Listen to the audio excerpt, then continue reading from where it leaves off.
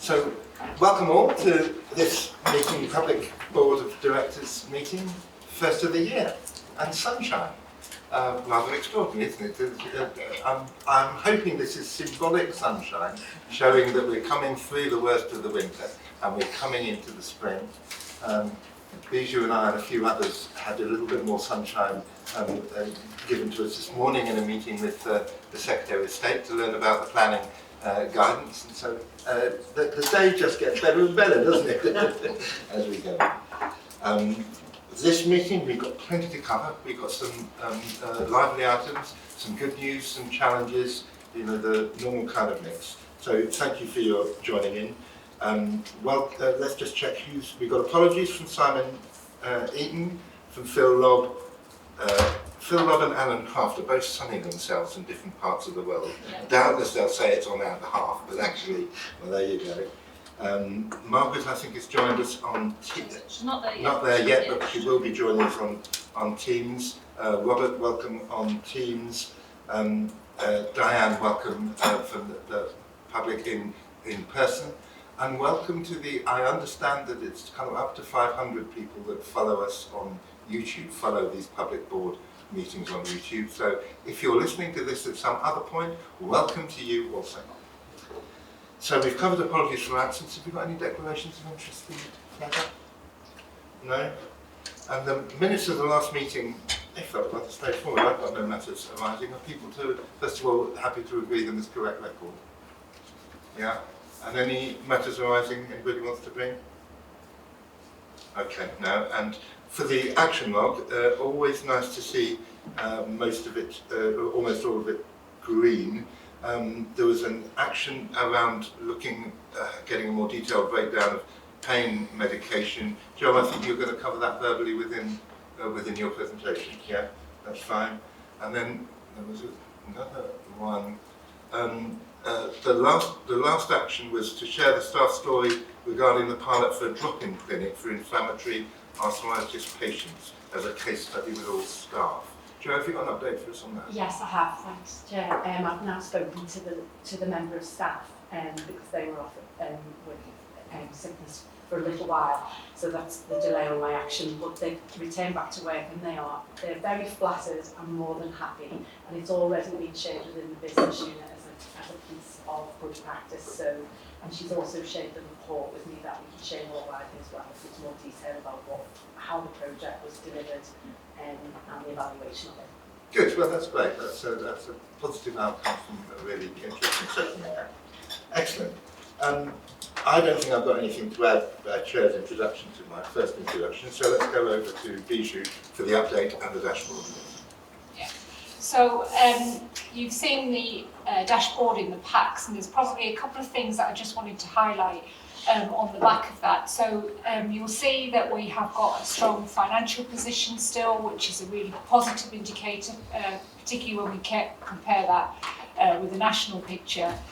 Clearly we're going through the planning round at the moment. The guidance will come out at some point today, and there are ongoing negotiations about what that might mean for the year ahead. I think it would be wrong of me not to mention the challenging winter period that we've been in and are still in currently, and I think that's very much reflected in our A&E waiting times. Flow through the organisation, particularly of that non-elective stream, has been particularly challenging. But I think that in the context of meeting all of our other standards, particularly around cancer and our diagnostics, and that's not just as a one-off in December, but actually we've hit that for October, November, and then now December, 3 months consecutively, is a really positive marker. I think from where the organisation and our clinical teams are, so they are, remember, delivering on the emergency stream and on that planned more elective stream. And I think that as well, coupled with the fact that despite the challenges, our staff experience and our patient experience generally remains very strong. We reported previously on the National Staff Survey response rate, and we've just completed, and I think Joe will cover that later on in the papers today, our real-time staff experience for January, which again is generally really positive, particularly given, I would say, the pressures that the staff have been under over this period of time. And then a couple of things to highlight from the strategic update. The Alliance, so remember that's Northumbria, Newcastle, ourselves and North Cumbria, have formally agreed to move to a joint chair position. That process is now going to go underway in terms of the appointments process, getting the right governors in place for the appointments panel. So that's a real big marker in the sand in terms of a step forward. And the joint committee that we've established between ourselves, Newcastle and Gateshead, that's meeting next month as well to start to firm up some more of our decisions and work programmes moving ahead. And then finally, our own internal planning cycle is well underway. We will be looking in terms of not only what we want to deliver internally, how that fits in line with the national planning guidance, and for us it's a big step as well in terms of the next stage of our phase of our clinical strategy. A strong part of that is to start to concentrate more on our frail elderly, and that move of care from the hospital transferred out more into the community. We've got big engagement sessions that will start to take place both with our local primary care partners, voluntary sector partners and local authority in North Tyneside and Northumberland to see how we develop that together. Happy to take the questions. Thanks, Bijou. As we know, every element on this dashboard has been separately scrutinised through the various committees, so a lot of questions that might naturally occur, you'll have had the chance to probe further, but additional questions to Bijou at this point? It's a pretty positive dashboard, isn't it? I mean, those areas that are red we know about, we're on the case, but we're not about to ignore the fact that they're red. I can't get away with not mentioning the Daily Telegraph listed us as the highest performing trust in the country. They also listed us as being based in the Northwest, so we'll see what we can judge from all that. But an encouraging dashboard. Good for us to move on, because we move into a bit of a deep dive. Elliot, the business unit update, emergency surgery and elective care, a chance for us to dig a bit deeper in. Thank you. So again, similar dashboard, and I'll just flag a number of areas.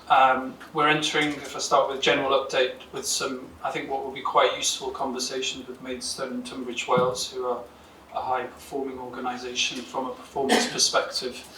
And I think we feel that that will probably help us shift our focus and hopefully RTT ultimately in terms of how we approach that. As Bijou's alluded to, we remain under significant pressure in terms of seasonal pressures. Surgery went through a very difficult 2-week period about 2 weeks ago, and we're out of that now, but it's categorically our job to play our part in terms of staying lean in terms of the emergency pathway. The Operation and Strategic Configuration Board is a meeting we've set up whilst we're currently decanted out of Hexham, and that has kicked off. That is about maintaining governance in our interim configuration, but also about looking at our long-term configuration and strategy as we come out of Hexham, because we're all clearly of the view that we cannot just default back to what we've done before. And we're actually more efficient and productive in a contracted footprint at the moment, and that is in part because of changes we've forced upon ourselves in making the change, and also because people and clinical teams are behaving differently. So there are real opportunities in there, which to a degree then link into the alliance work and the bilateral board, which from our point of view is a significant number of work streams. But I just want to highlight that oral maxillofacial surgery, we had a really positive meeting this week, and really good cultural shift in clinical engagement and shift towards sharing of data and governance. And urology, which many of you will know has been a challenging service for us for a while. Again, there are some green shoots from that perspective in terms of clinical leadership and again sharing of data and clinical governance. So some green shoots from and some positive moves from an alliance perspective. Digitisation wise, we're currently agreeing our strategy to digitise the overall elective pathway. and then there is specific work in relation to consent and theatre scheduling. And then estate-wise, Alnwick opened on January the 13th, fantastic new theatre suite there. I had the privilege to do the first list there, and it really is fantastic. And Hexham is now in phase 3. In what way fantastic? It's just the whole sort of upgrade of the design is just brilliant for the staff to work in. There are some flow and efficiency benefits, and it also starts to mirror the upgrades that we've done in all the other theatre suites. So there's a consistency aspect with the way that our staff move around has huge benefits. And I just think it's an uplift for the staff as well. So it's been really good. Hexham is on track in terms of phase 3, which is great, and a well sort of first conversation at FIT regarding the robotic programme, regarding case mix and productivity is something that's categorically landed with the clinical teams. From a safety and quality perspective, we're currently working through the North Northumberland birth model, and that's a balance between choice and competency and delivery exposure. We've had 2 CQC inquiries. One we've worked through from a theatres perspective and is now closed. The second is a wider maternity inquiry, and we're just involved in the data collection aspect of that, but we've had an initial positive meeting with the CQC team. Duty of candour has been a challenge for us, but in the last month we've really moved that in the right direction and we're compliant now. Urology surveillance is a constant pressure, but again, going back to my green shoots comments, we've got some changes going in from the clinical team, which is again another illustration of engagement. We had a really positive meeting from the Surgery and Children Operational Delivery Network in the last week, and I think that was a really good illustration of the MDT engagement in the surgical pathway. From a performance perspective, we're slowly going in the right direction from a 52-week wait perspective, but it's slow, it's time consuming, and it's draining too much energy, which is where I go back to my Maidstone comments that I think this is now about working differently and more efficiently, and I'm hoping the Maidstone stuff will give us opportunities from that point of view. From an 18-week point of view, we've slipped a bit because of validation, but I think Nikki, myself and Ian are really of the view that we need to target that 18 to 40-week band more. Cancer's moving in the right direction, and I think we're really strong on outpatients, but there's still more to do when you look at the elective plan from an advice and guidance perspective. We're lean on reviews, but again, I think there's more we can do. From a patient and staff and experience perspective, we've just got the second theatre culture survey. We're analysing that at the moment. Of the seven of the 11 repeated questions, there is a positive shift, but there's also work to do, and I think we expected that. Ward 6, North Tyneside, Ward 10, Wansbeck, it's great, we've got perfect 10s, they're both orthopaedic wards, and orthopaedics arthroplasty length of stay is now less than a day. That's by far the strongest in the country, which is great in terms of how we're utilising our bed base.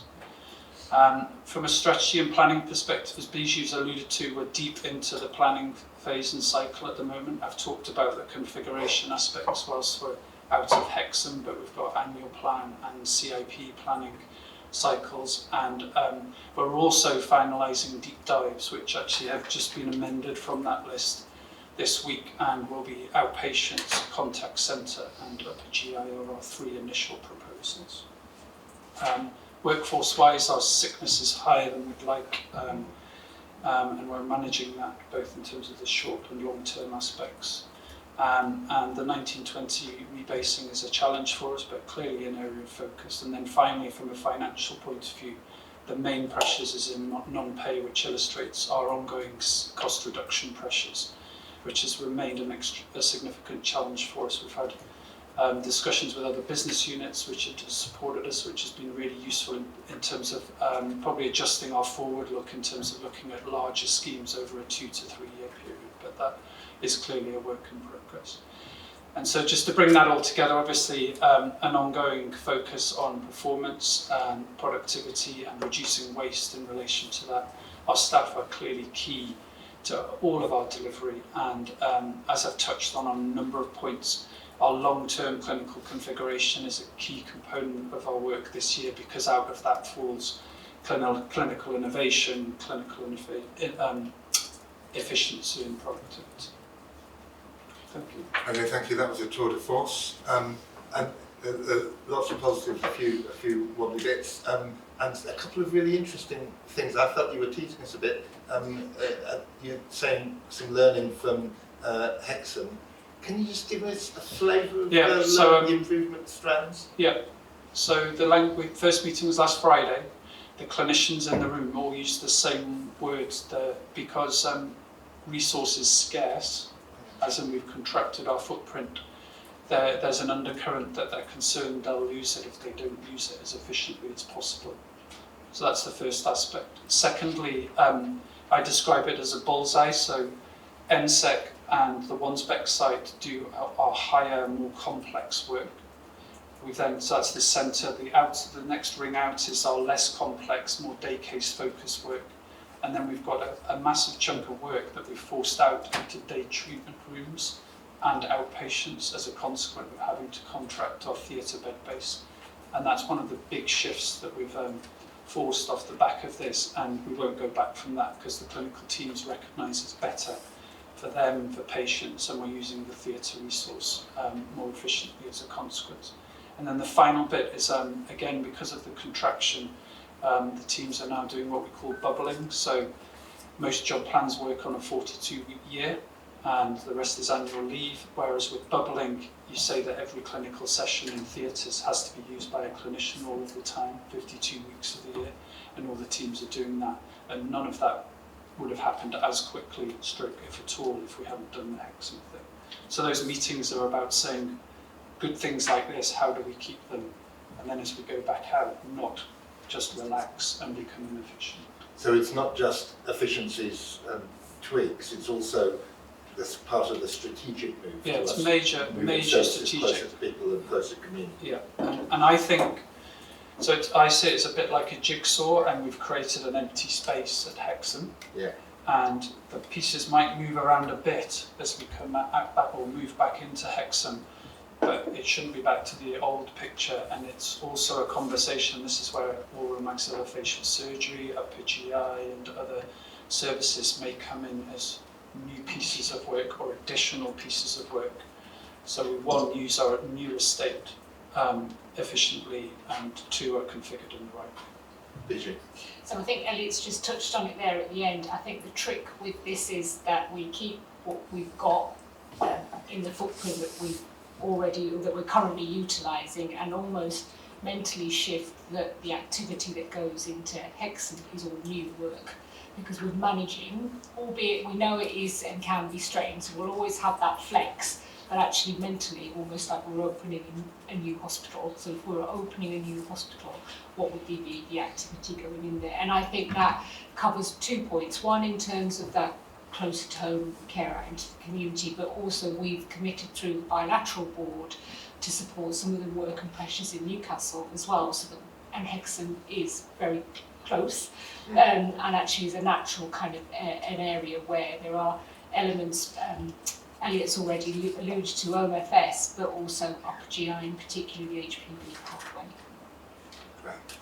Other questions or comments? Richard? So, first of all, thank you for doing a dashboard. It's really good. I think it's the first of the business units we've seen one from, and I think it's a real move forward, so well done on that. And as a Manic resident, I would have to say I'm delighted that it's sorted. I know it caused a lot of angst for the staff there, so I'm sure they are delighted now to be back in business. I guess the challenge for the year ahead is going to be RTT, and don't know where planning will end up, but we know it has to be at least 5% better. So assume that we've got a trust-wide somewhere in the mid-80s, possibly slightly higher. That's going to be fairly transformational for what you're doing. I'm just interested in how you're going to go about it. So I think there's, as I've already said, there's clear recognition. We can't just keep on trying to go faster and do what we're doing. We're going to have to do something differently, and that's partly because the incremental change isn't quick enough, but also we just need headroom for other things as well in terms of all the other things we've talked about. I think we're also all of the view that on my comments about the 18 to 40 week band, we're too sequential with how we're approaching this. It's a bit like painting the fourth bridge, as some of us said, that we start at one end of the list, we work all the way through, and then we go back to the start. We've got too many gaps in our pathways. and we should be targeting the gaps rather than the list in a sequential way. And then finally, depending on what falls out of that thinking and that approach and what we learn from Maidstone, I think there is an ongoing digital component to this in terms of how we run our processes, how we access our lists and our data, and automation where possible. So I'm not answering the question completely because we don't completely know yet, but I think what's important is we recognise we can't carry on the way, we're second in the country, we're doing well, but we could be doing so much better using so much less energy, basically, is what I'm saying. I did break it to Elliot this morning that he's got maximum 2 years to hit 92. So. Can I just say though, the other point I would make is the extra 5% productivity with an ERF target of 115, which, keep me right, Paul, is probably still one of the highest in the country, is as much a challenge as the RT2 component. Paul, do you want to come in first and then Jeremy? It was just these slides were prepared before we got national numbers on ERF for this current year to October, and I'm pleased to say we've jumped on a bit in terms of percentages, so we're over 115%. Good. And that will feed through the surgery in terms of CIP performance and the bottom line. So we're ahead of plan. We're ahead of this year's plan. This year's plan. It will be a challenge next year, and we're working across the trust with all the specialties to make sure we've got a coherent plan, and there'll be some pluses and minuses. We know how we've got to put it all together and look how we deliver it to us. Thank you. Jeremy? Yeah, so really well done. I'm looking forward to the extra 5%. Getting back to having the waiting times really down, so really compete with the neighbours. Particularly, it's quite a juicy prospect with next more capacity coming on board. The bit I was looking at was the non-pay. I'm wondering just how much was related to volume and how much was related to inflation. I'm just wondering, with that more efficient working, how much we can perhaps do with that. So I'm just, there's quite a gap between the plan and the actual. Is that all related to cost pressure, or No. is some of it? So I think about 4.5 million of it is CIP related, but a significant component is supplies and consumables from the That's right. So CIP is a big chunk of it, but actually the consumables and inflation, we've seen a huge price increase in terms of lots of consumables that we use, so that gap is there. And we're underspent on pay, but as I say, the CIP is a big chunk of the non-pay spend. So is there another piece of work to do to go back and look at what represents, value for that? Well, there's a whole piece of work going on around scan for safety and the sort of new pathways. Paul? Really look at the bottom line. We've managed a lot of that pressure of getting more additional income in, so we just got to make sure when we'll go into next year, we rebase all the budgets and effects where we go this year. On inflation in the coming year, the national settlement indicates an inflation of 1.3%, which we would rather like in terms of the external environment. I think the other big issue we're going to face is clearly the supply chain that we are facing increases because the national insurance increase. They are going to naturally try and seek recovery of that additional cost. So it's going to be a bit of a challenge on being able to. Any more for anyone? Elliot, Can I just complete the answer to Richard? I think on the doing different things differently comment, I think there's a booking process change we need to embark on, and it touches on the deep dive aspect in relation to contact centre and surgical scheduling from a centralisation aspect. thank you for that. Okay, great presentation, thank you very much indeed, and great start, like the dashboard, and great outcomes, which is even more important than the quality of the presentation. I think we've heard a lot about the degree to which you're seeking to learn more. Learning from Maidstone, absolutely welcome that. I hope it is now a really well-established part of our culture that even if overall we're scoring best, there's always someone in every area of our activity, there's somewhere that's better than us, and we should need to be constantly learning. We're really pleased that despite all the changes this year, Exon and Berwick and not so much Berwick for you, but you know, all the different shifts in the operating theatres, not only are we managing that well and keeping up delivery, but we're learning from it, gaining from it. So it's become not just a bind, but a genuine opportunity, and I think that's terrific.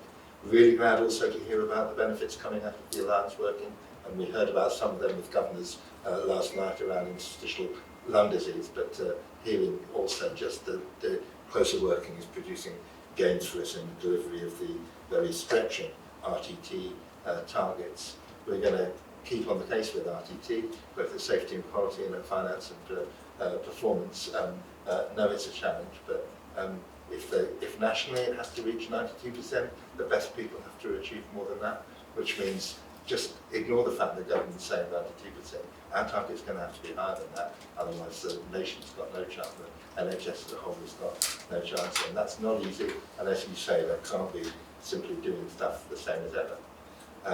I think I need to pass on congratulations, and I suspect the board wants to Ward 6 at North Tyneside and Ward 10 at Wanstead for straight 10s.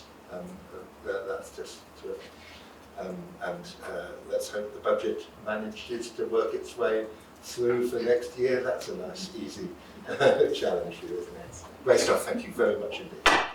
Good to move on. So, still under performance, the opportunity, if we haven't got Simon and Marcus in yet. Okay. Hello. Hi. Joe, welcome. Marcus, hi.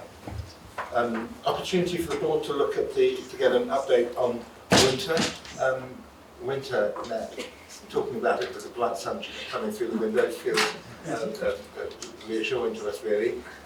We've been talking about winter in most of the committees, one way or another, and indeed with governors last night. This feels a culmination, so I'm keen first of all for the board as a whole to get this update, but also for our discussion this morning to kind of not simply repeat everything that we've gone through in the committees, but for us to be thinking particularly, so what's coming next? What are the big implications for next winter?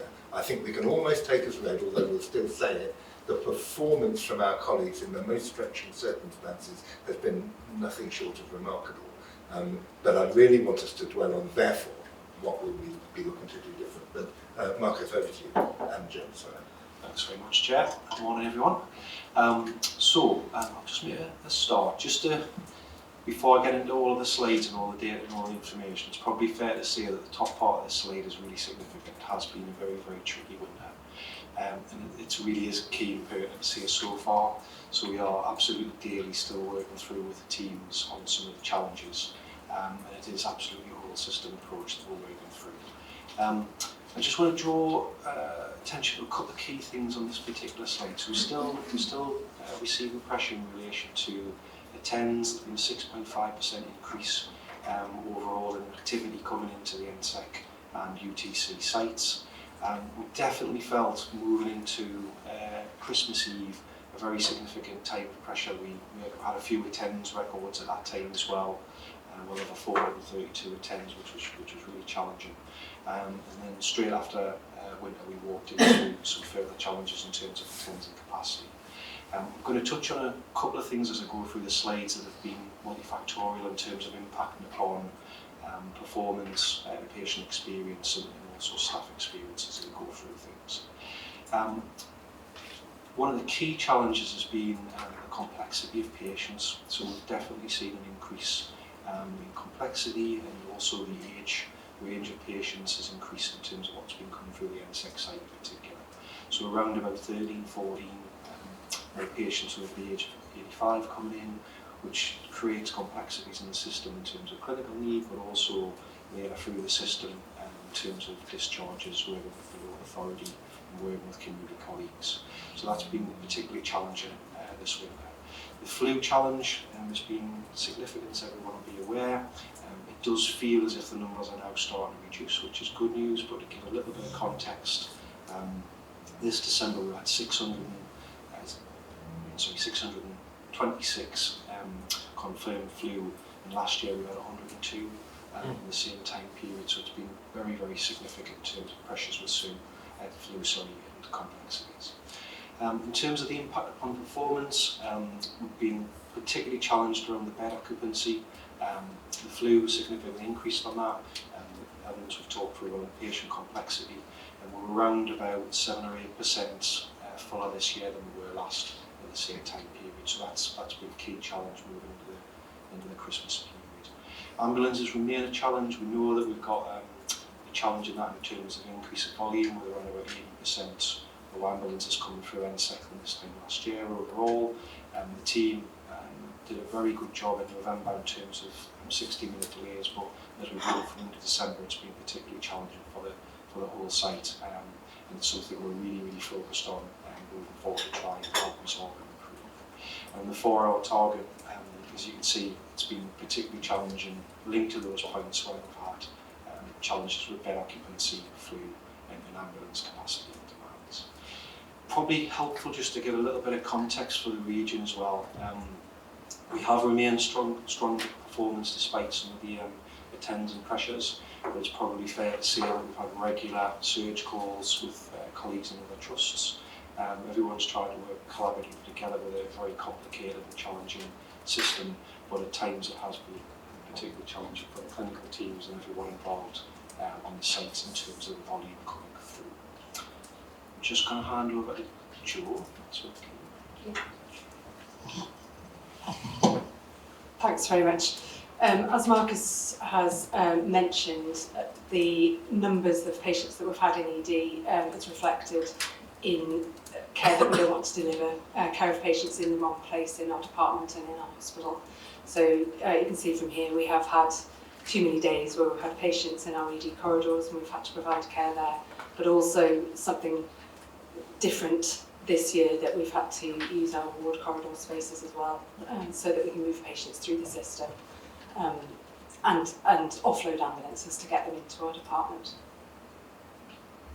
Despite that, and I think really as a sign of how well our system does work and how marvellous our teams are, patient experience has remained good, apart from waiting times, which has gone down. But despite all of those pressures, the care that we are delivering to patients remains of high quality.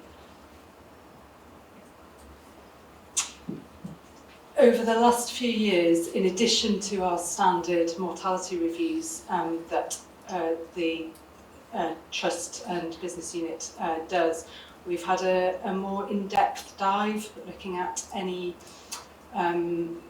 themes that have emerged regarding overcrowding and winter pressures. So our medical examiners have looked at all the deaths that we've had this year to see whether there's been any themes that have come out. All of those deaths have been looked at through detailed mortality review panels, and we've also been looking at Datexes to see whether any themes particularly related to overcrowding and our winter pressures have come through. We've also been looking at patient staff experience in details, and then we have a review of all of these things together in a Learning from Deaths event, which we aim to have in March of this year. From a positive point of view at the moment, we haven't found any major themes that have come to light because of the pressures that we've had, which again reflects the previous slide of good patient experience. The winter plan for this year was started pretty much this time last year and involved a recognition that we were going to need more capacity. So Ward 8 at Wansbeck opened at the end of December. The initial plan was that we were going to be out on the 4th of February. That is not looking possible at the moment, so we're likely to have to keep that open for at least another week, and we're still looking for other options of how we can manage the high patient numbers in patients that we've got at the moment, in addition to looking at innovative solutions to move people through our system and out the other end more quickly. We did have staffing looked at in advance, so that this was not last minute requests, although because we've required escalation areas and because the attends have been so high and we've had displaced patients all through our system, we have had to ask people to respond quickly and over a prolonged period of time to provide extra care and cover, and people have come forward. Teams across the system have come together to provide additional work. That's not just medics. I don't think there's managers on that list, but it has been across the whole team, and everybody has worked together, and we are very grateful for all the support that we've had from everybody to be able to deliver the best care we can. You may well have seen these slides before. The plans that we've had ongoing over this over 2024 are to increase the bed capacity to replace the beds that were lost for the refurbishment across the base sites. So Ward 25 opened in October and has been full, has also been very successful in turning patients over very quickly. We've had a lot of work ongoing again over the last year at the front door, and that's not finished. So we're still looking at ways that we can improve the patient journey to get patients to the right time in the right place.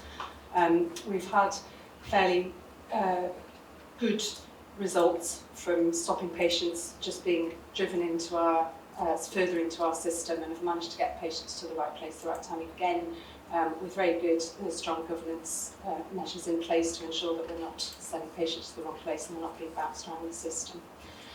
We also have ongoing flow improvement work to look at right from the very beginning of the patient journey right to the end, in terms of what are the things we can put into place to make sure that patients are in the right place at the time they need to be, and how different teams can look at different ways of providing care they need, not just in the hospital setting, but also getting patients at home so they can be assessed there, so we're freeing up space in the acute setting.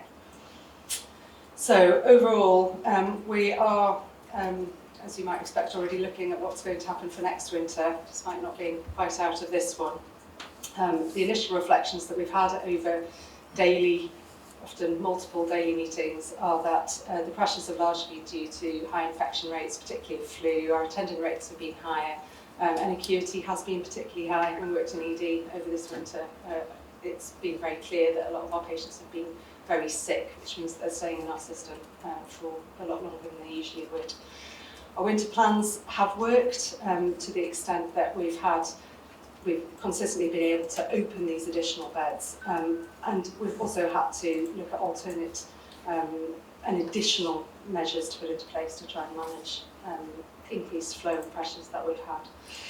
Bed occupancy was higher this year than it usually is. We normally aim to empty the hospital out towards Christmas Eve. We didn't manage that this year, and I think that largely reflects the acuity of the patients that we've had in the system.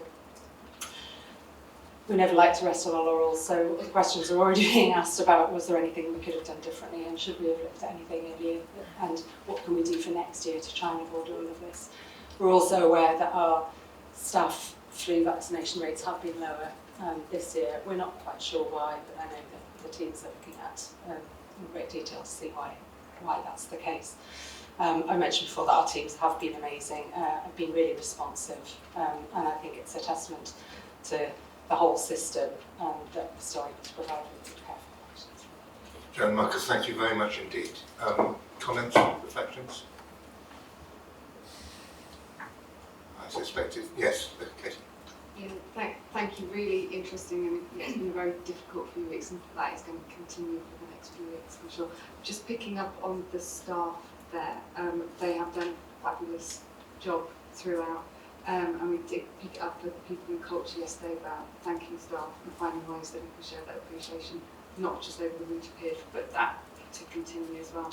And also picking up on flu and sickness rates, sickness rates are high at the moment. Again, it's starting to think out the box about how we manage that sickness going forward. So hopefully with the action plans coming out, we can assist with that. I think it's also, in terms of the winter plan for next winter, which we're already thinking about, it's a bit like you've got a plug really in secondary care, because those patients need to be managed before they get to the hospital, and then you've got to find somewhere to put those patients when you've finished caring for them.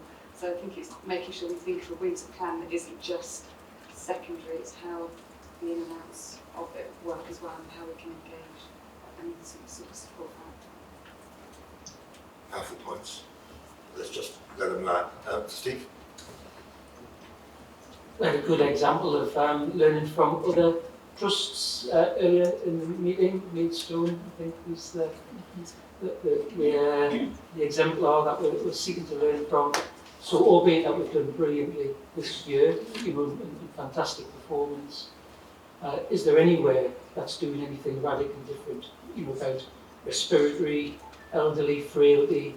Is there something that we could do that's completely out of the box? Well, we are actually going to Maidstone next week after next week. So yeah, we absolutely are trying to learn from everywhere. That's good. We also have regional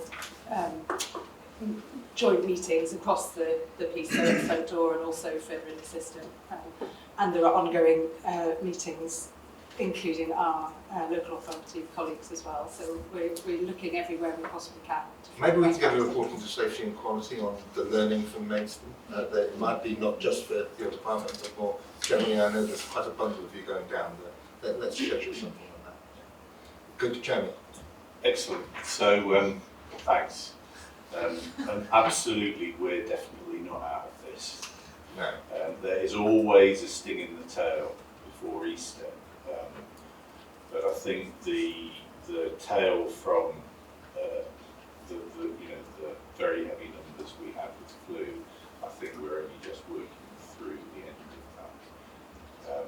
And I think in terms of the depth and duration, we look at a lot of numbers and we tend to look at the numbers the same, but this has been a worse year than it ever has been. We've needed to open all of the escalation areas that we were planning to, but I think pretty much for the last 4 weeks we've been running an additional 2 wards in other places in the hospital. They have all been required to be staffed at short notice by and large. We're on our latest 2-week rota. I think the sustained effort that has required has without doubt gone on longer this year. And I think what I would just say is that flu is the smoke signal. Flu is the smoke signal about what is happening in our population. Flu blows over the weakest and the most vulnerable, and those are our frail elderly.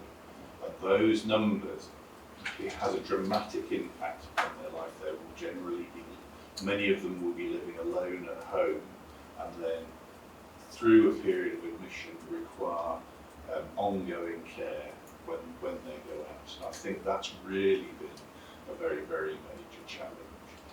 And there aren't going to be any simple answers to this, and we are absolutely going to have to do quite a bit of this as a system. Because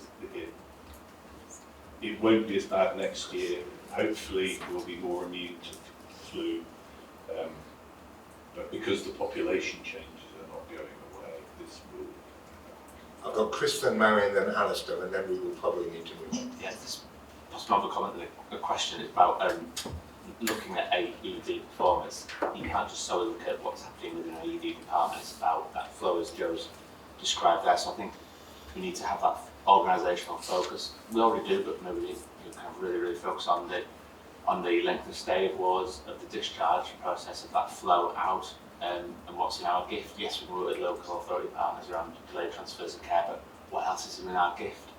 And really have that organisational focus on that, and maybe that should form part of one of our SQ&I priorities for next year.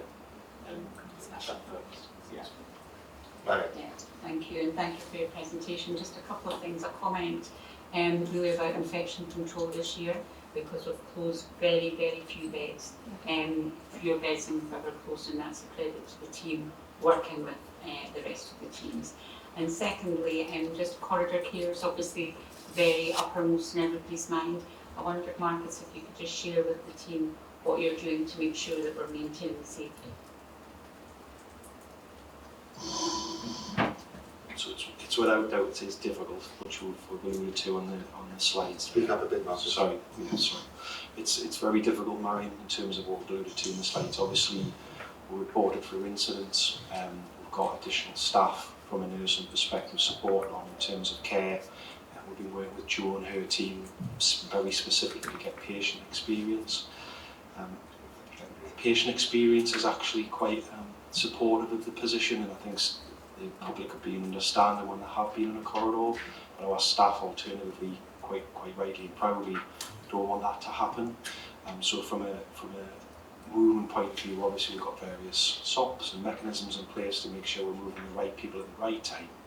And that does become particularly challenging when we have some of the volume that Jeremy's alluded to. But it's all under continual review. So whether it's through incident reporting, robust management of the department to try and move patients through as quickly and as swiftly as we possibly can. It's still ongoing work though, that we're doing with Jo from the patient experience, and we'll continue to monitor this very robustly and to make sure it's we want to reduce it and eradicate it completely. That's the ambition. Thanks, Marcus. Alistair?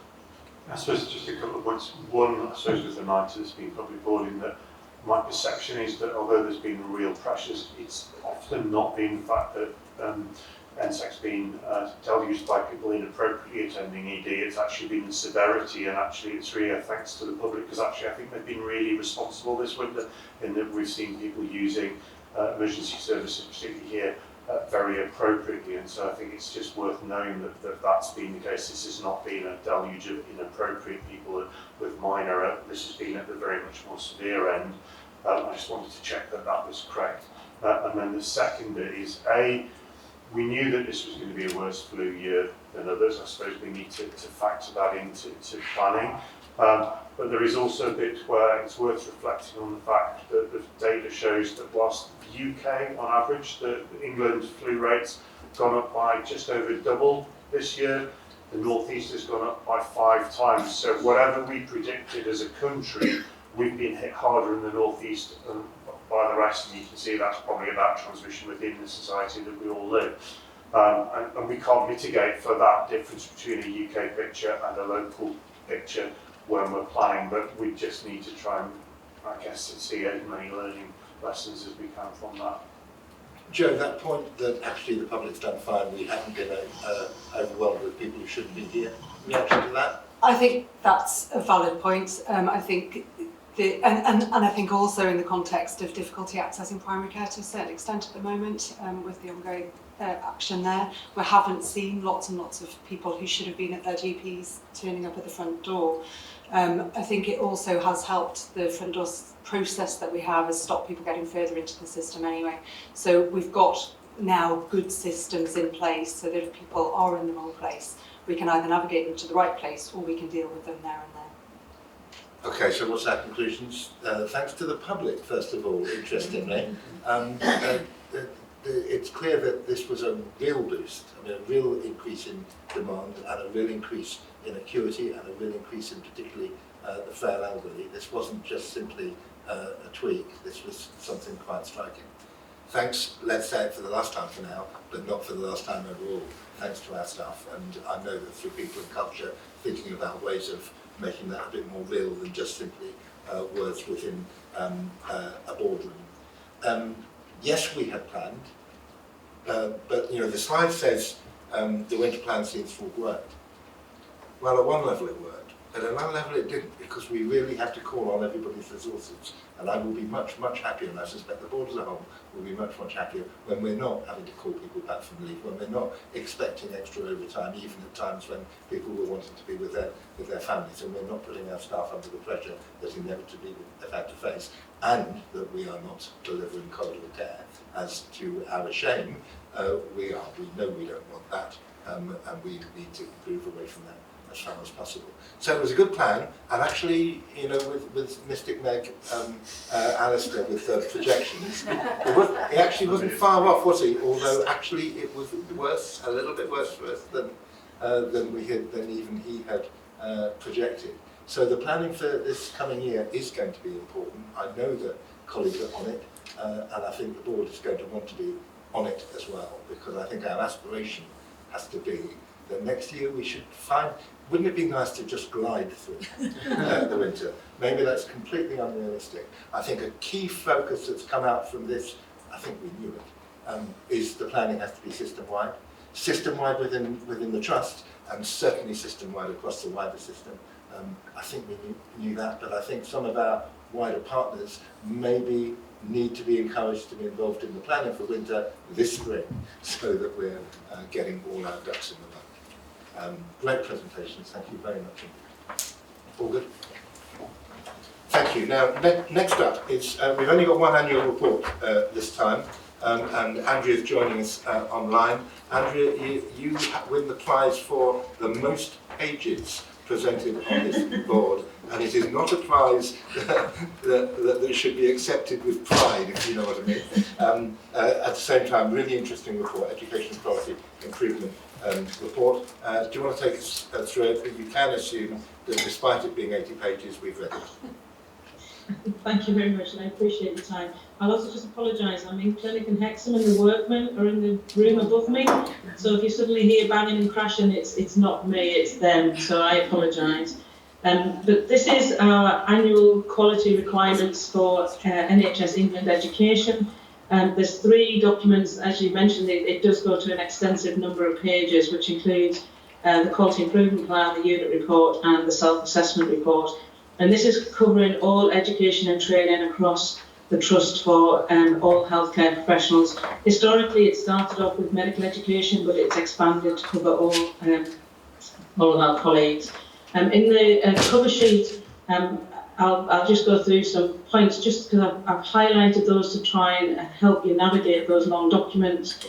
We're really proud of our successes, including the Healthcare Academy and the approval from the NMC. The financial investment by the Trust Board for our education and training across all of our programmes, and our new International Medical Graduate Bespoke Induction programme that we've created in this last academic year. We do still have some challenges, and we are mindful of that and are continuously trying to mitigate against those. Some of them are out of our control, so there are challenges nationally and regionally with regards to the pharmacy funding, for example, and also changes in healthcare science delivery, which we're trying to mitigate with our masterclasses and our wider participation initiatives. We're trying everything we possibly can to make sure that we do recruit our future colleagues within those professions, but some of these things are unfortunately out of our control. And I can't thank the Trust Board for helping us, especially with the extra funding for the pharmacy training, as that was very challenging for the team. We are continually providing supervision for all of those healthcare professionals. We are at capacity just because of the nature and the challenges of the different types of healthcare professionals we are supervising. We're trying to mitigate against that by ensuring that we are proactive in any new consultants and SAS doctors we appoint. We have education within their job plans, but this is work in progress.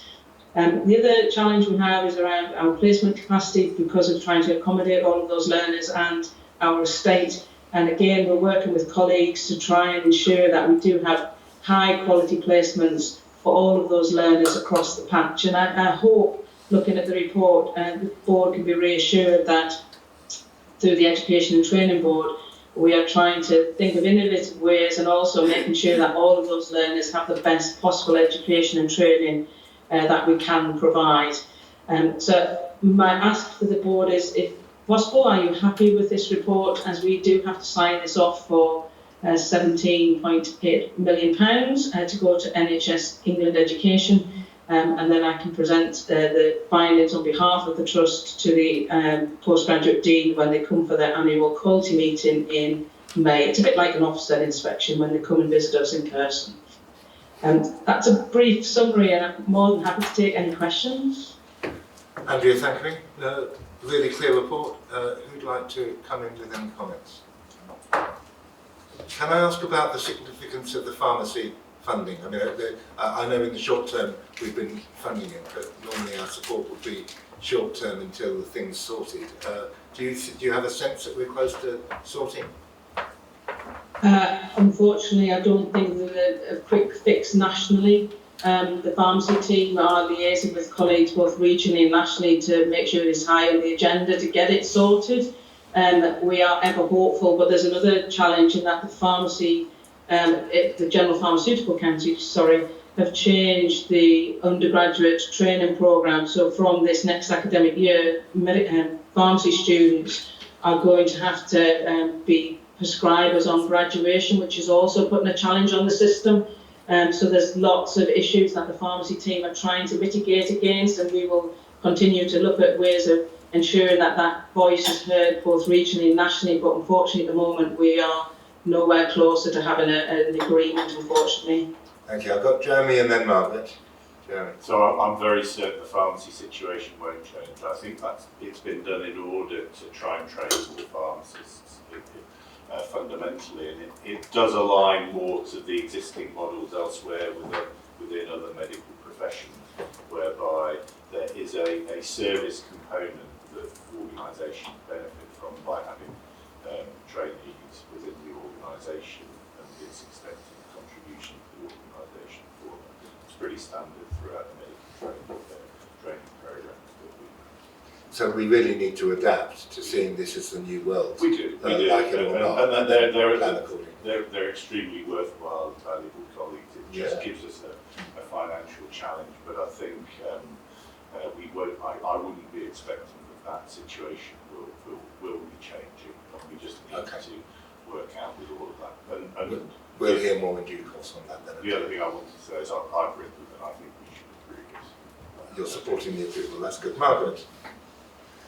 So thank you. Yeah, I totally agree with what Jeremy's just said. It is a national issue. We're having the same sort of deliberations in Great Manchester. Andrea, great report. Very happy to sign it off. I just wanted to highlight though how fantastic and how the trust uses its levy, and particularly in their apprenticeships. I mean, it's outstanding. And when I'm looking at this compared to many other NHS trusts, we must be a real outlier that we practically spend everything that we should do. And the number of apprenticeships, I just was blown away. Really, really great report. Thank you, Andrea. No, thank you very much, Margaret. It's just to highlight we do have a fantastic team, not just in apprenticeships but across the board, that we can utilise that levy to ensure that we are getting not just young people into the trust but also developing our staff within it as well. So the team do a fantastic job. I'll pass that comment on. Thank you very much. Absolutely. And Andrea, as I've gone around on some of the walk-arounds just recently, meeting the number of colleagues who've started on this apprenticeship role and then now in senior leadership positions across the trust, it is just fabulous, absolutely fabulous. I was blown away. At the governor's membership meeting a couple of weeks ago, we had Ruth Orton present on the apprentices programme. It was absolutely stunning, and certainly I'd endorse what Margaret's been saying. I've also been meeting a number of the apprentices around the place, and it's been really positive. Any other comments? Yes, Kate. Thank you, and thanks to Andrea. I just wanted to bring out that similarly to the apprentices, but the masterclasses and the widening participation. So the team have done, with board thankfully, they've funded a team for widening participation. That has really helped, not just with young learners, but adult learners as well. And you'll note in my report later that we have partnered with Northumberland College, which is fantastic. So we are now preparing our future workforce to bring them into the trust, being that AMP organisation. And I would also I would personally like to publicly thank Andrea, because this is Andrea's last day in the DME role, and I've worked alongside Andrea for the past couple of years, and she's taught me a lot and been an absolute pleasure to work with, and I think she's brought on my education, medical education, in leaps and bounds. So thank you very much, Andrea. Isn't that nice to hear? Andrea, can you just remind us all where you're going? Because you're staying with us, aren't you? I can see Bijou nodding the head. Yeah, I'm not going very far. I'll still be in clinic, and I'm still going to have a slight role in supporting our doctors returning to work. So I'll still have a role in the trust and medical education, just not in the DME. I think we've recruited a really good successor as well in Ian Goff. So Ian Goff, that's great. The final thing maybe, the third of your recommendations, I didn't quite understand what you were getting at. It says to support ongoing processes to ensure the accountability of business units for the quality of education provision and the allocation of education funding. That felt like code to me, and I can't quite read it. Education panels, Chair. Sorry, say again? Education panels. Okay. Yeah. So what are you saying? Supporting? Well, we have a process that holds them to account for the delivery. So it's not that it's not working, it's just saying endorse it, carry on. Yes. Thank you, I misread the code then, that's fine. Then, unless there's any more, I think I'm hearing not only congratulations to you, Andrea, on the quality of the report, but also thanks to you. Approval of the suite of documents. Bijou needs to be able to sign off in order to secure the 17 million, and we need to feel happy with the work that's been delivered with that money. And it sounds, I think the board is, and we're supporting the governance structure and the processes for ensuring accountability. All good. Andrea, thank you, and we haven't heard the Hexham bang, so that's an extra bonus. Thank you very much indeed for your time. That's great. I really appreciate the time. Thank you very much, everybody. Now we're into the section on patient and staff experience, and we start, Jo, with the Freedom to Speak Up report. So I think in terms of the dashboard, it's pretty self-explanatory. I think I would just highlight two points of note. So you'll all be aware that Patrick Price and myself are in an interim role and have been since May last year. So this is our first dashboard for Q2, Q3. So I really just want to give board assurance around, you'll notice straight away the difference between the number of contacts up in the left-hand corner.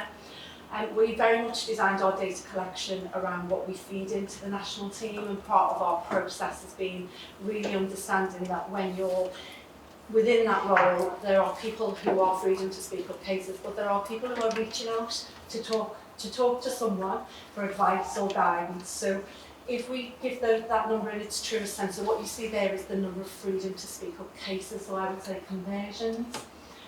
There's another 33 people on top of that number that we've spoken to, where we've guided, supported, signposted, that have not moved into a freedom to speak up case. So one of the things we've reflected on with dashboard is that we need to provide a definition and to also differentiate between the number of people we've had contact with, the type of help and support we've given, and those that then go on to be a freedom to speak up case. I think the other one is on page 2, which relates to the survey, where we asked our freedom to speak up cases if they have suffered harm or detriment as a result of the being a freedom to speak up case.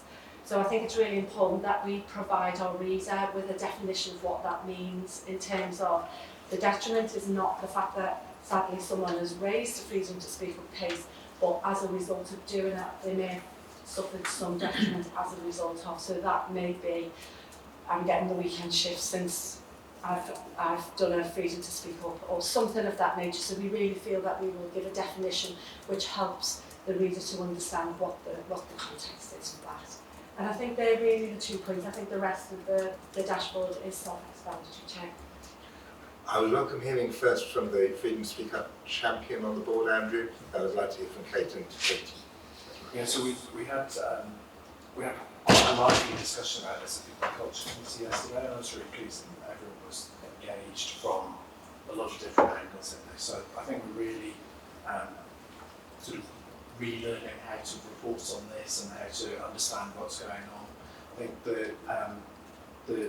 the point I raised on this dashboard was a bit about, well, this is a lot about who's coming to us, but the question is then, what are we doing with this? So there's something in the nuance of this about how we look at what the outcome of speaking up is, which is something that I feel assured in our conversations and our routine catch-ups that we have around themes that are coming out of what people are coming to talk to us about, that we do have a view on that. But I think that the next challenge now, this dashboard, is sort of maturing and turning into something really good like this, that we can start talking about what the outcomes of some of those speak-ups have been.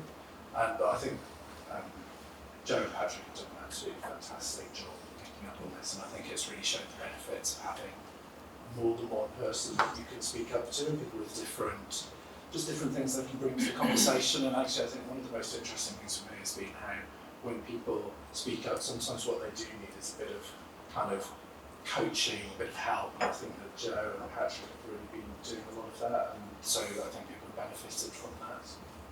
So work in progress, but I think really good. Thank you for that, Kate. Thank you, and thanks, Jo.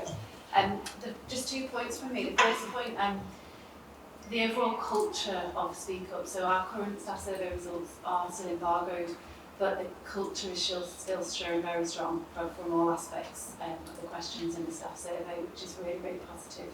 And I'm just saying that in light of the number of the different cases and to provide assurance to the board around that culture. And I think secondly, we've probably got a bit of work to do, and Joe would probably agree, around promotion again and freedom to speak up services. So Joe and Patrick have come in on an interim basis, and I think now we need to move forward with that promotion, the champions, and that informal contact that the Guardians need to have with staff as well, where things come up that they wouldn't ordinarily have gone to the Guardians with. So some work for us to do, and looking forward to moving on to the new model. Great. Katie, as Chair of People and Culture. Yeah, nothing much more to add. They've summed it up really well, but it was a good discussion yesterday and there's some clear actions coming out of that, so a big thank you. Thank you very much. Other questions or comments? Ruth. Just one, Joe. Just on the feedback, I noticed that we had 8 of the 41 had given us feedback, which isn't a massively high number. Is that because we just asking you feedback if you want to, or are we kind of trying to get a positive response from people? So some of the cases will still be open of the 41, so some of them are still open, but the others are just, it's a voluntary, so we email them afterwards to say we're really grateful to you, and then they make the choice. Thank you. Okay, so first of all, glad that there's been a thorough review of all this at People and Culture just the other day, and it's good for us to hear assurance from them at this board. It wasn't that long ago, I can't remember if it's 6 or 9 months ago, 6 months ago that we reviewed the model and agreed a change in the model, and this is what is starting to flow through. We heard from Andrew, work in progress, not quite fully sorted yet, but really positive progress, and particular congratulations to Patrick and Joe for their work. It's always hard when you change the model, and in particular when you change the reporting, which was one of the things we concluded we needed to do. It looks funny when the figures change, but we need to remember we're not comparing light with light now. We've in essence got, I think, a new baseline, and that's what we need to work from. It would be useful, and I'm sure People in Culture are doing this, is a little bit of benchmarking against other trusts of comparable size to see whether this significantly reduced number of cases actually feels comfortable or whether it's too little. I do feel reassured, and I suspect the board does, from the evidence that comes through from staff experience, where we are a very positive outlier in terms of staff trusting the freedom to speak up process and trusting their ability to be listened to. I think that message about promotion I've heard, and I'm sure colleagues have heard as well. But really good report, Joe. Thank you. And I think we're good to move on from there. Thank you. Russ, we've got a comms and engagement update. Thank you, Chair. This is the regular quarterly update we do around communications and engagement. And listening to some the webinar that's been referenced today earlier, I think it's reassuring to hear the Secretary of State talking a lot about public engagement and the importance of very local communications as well. So I hope the board's reassured by some of the material in here. Dashboard shows us in a fairly good position. You'll remember last time I talked about our new measurement tool that we use to look at sentiment and trust. And eagle-eyed members will have noticed that it did actually drop this quarter compared to last time. So still in a strong position at about 4.2, and we would probably expect a bit of a fall with some of the earlier presentations we've had already about winter pressures and some of those issues. We have been plotting that very closely with service ups and downs and attendances and issues in the wider public, and just understanding how our communications relates to that. So it is very closely aligned, and as you'd imagine, when the system's under particular pressure, that sentiment falls slightly towards the negative, but overall still in a very strong position for the quarter. Been a lot of focus on winter messaging, so we've been using the local, regional, national materials, and we're really trying to focus on flu this time, be very condition specific, and Alistair and Elliot, some other colleagues have done some very successful videos about what to do if you think you have flu, where to go, how to treat it, hopefully trying to use that to ease a bit of those service pressures. Hasn't all been doom and gloom, so in the quarter there was some very nice media highlights, and we had the opening of Hexham with TV chef Side King, who had a very personal cancer story to tell, as you'll be aware. Newcastle player Dan Burn returning to his hometown to open up the redevelopment at Blythe. And lastly, to celebrate or commemorate Mark World AIDS Day, we had a painting donated by a very famous American artist, which you can see downstairs. So that, I think, covers everything of note. So happy to take any questions if anyone has one. Thank you, Ross. Oh, the slides haven't been on the screen. Sorry. Beg your pardon for those people observing. You weren't watching the slides. Thank you. Great presentation. I was in Hexham shortly after cycling, and the staff loved it. They really got a buzz out of it. On the other hand, I was also around shortly after Dan Burns in another hospital, where the entire first team attended to wish good wishes in the children's department. So we've still got a little way to go. Questions, comments, additions? Great stuff, Ross. Thank you very much indeed.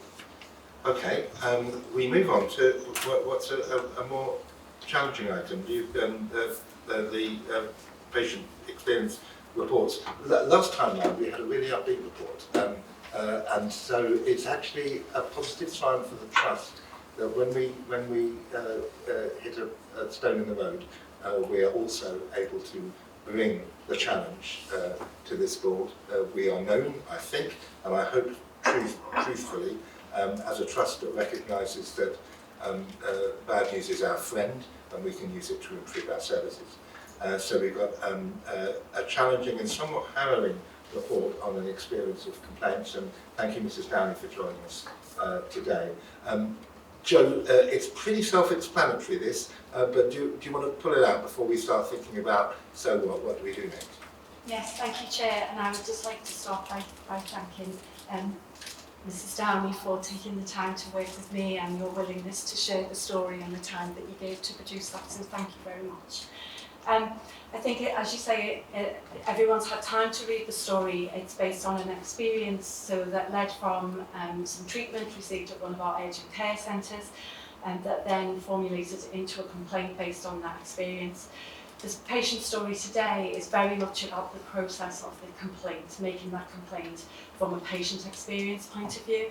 I think it's beautifully broken down into the various sections of all parts of the process.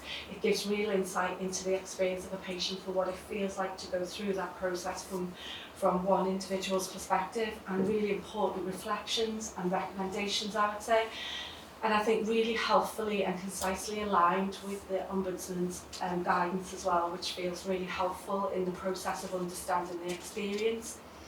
So I think, in summary, it reflects very much around improving the information that we give our patients and at all stages of the process, how we involve our patients at each stage of the complaints process, and how we consult and engage with them, particularly around understanding what the outcome should be for the patient or could be for the patient, and throughout that process of agreeing how the complaint will be made, investigated, etc.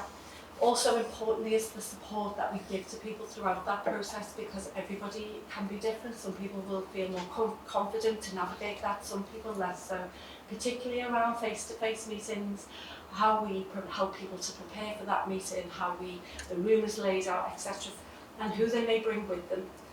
And then I think finally is also that consideration of who is involved within the investigation process.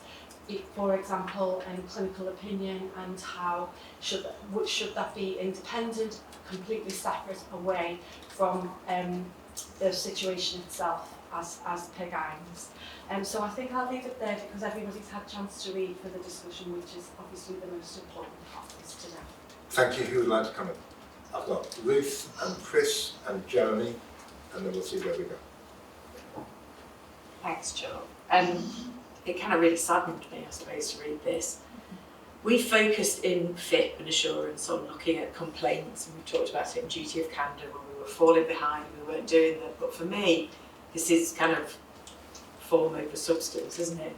We can't do 100% complaints response if they've not got a quality element to them.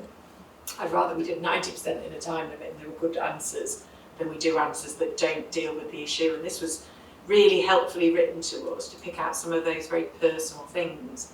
That I think there's a lot of learning for us in this, that I'm kicking Chris and saying we're not doing letters quickly enough, but I'd rather we did them slowly and right. So I do think we just need to get that balance between giving people the right information, giving people the right opportunity, because it is not good reading. Chris?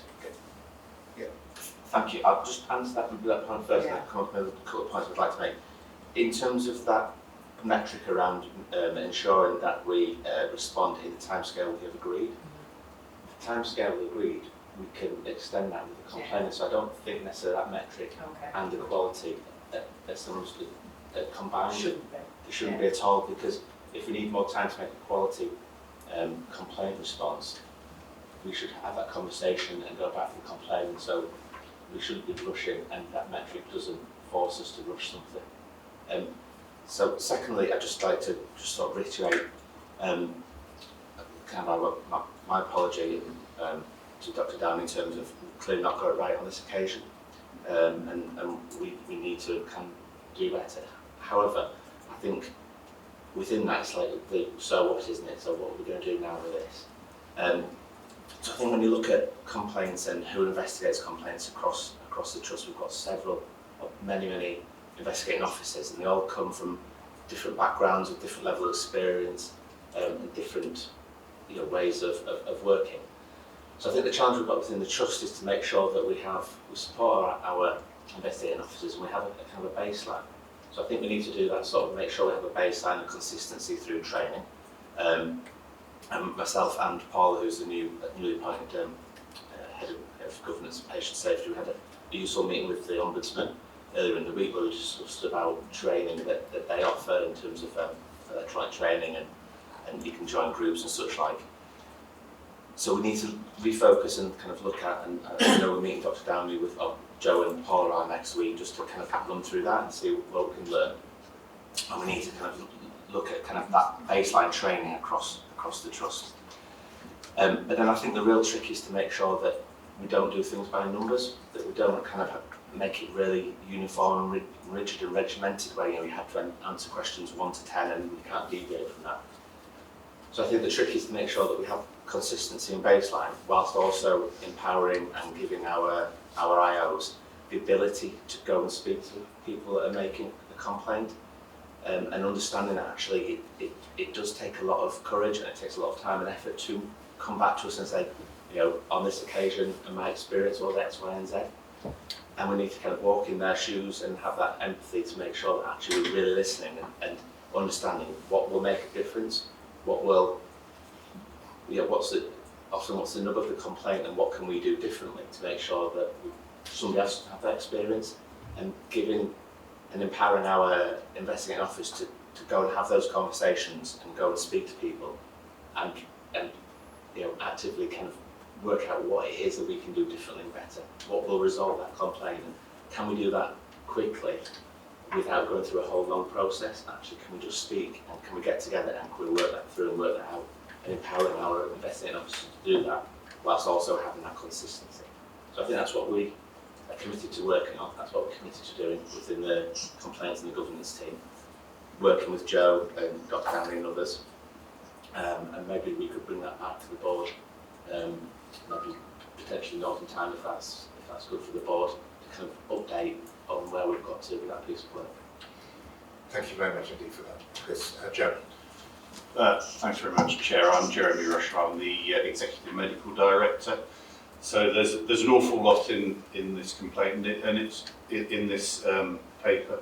And thanks very much to Dr. Downey for bringing all of this to our attention. But the bit that really saddened me was, I think, the desire to address the clinical concern, the manner in which the consultation that occurred and the thoroughness of it is an entirely reasonable one. It can be quite tricky who you get involved in complaints, because actually I do believe involving the clinical team in answering the questions that are put before them around it is really crucial, and doing that in the right fashion.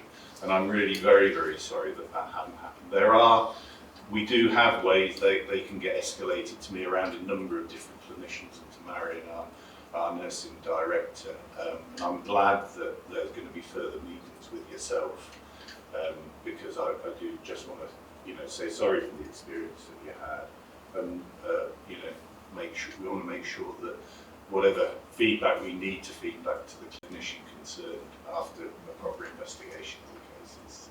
Thank you for that, Jeremy. Any other comments, Marion?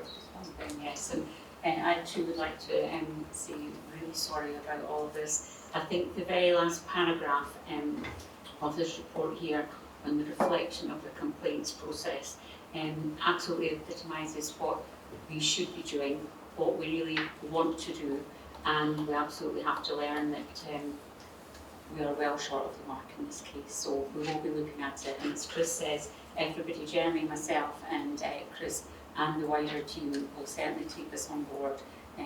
There's nothing more pertinent than a personal story, and this is very personal, and it means a lot to us, you writing and sharing this with us. Thank you. Well said. Margaret. Thank you. So I'm going to sort of take a slightly different tack with this. I think it is fantastic that we've got this and we're discussing it now.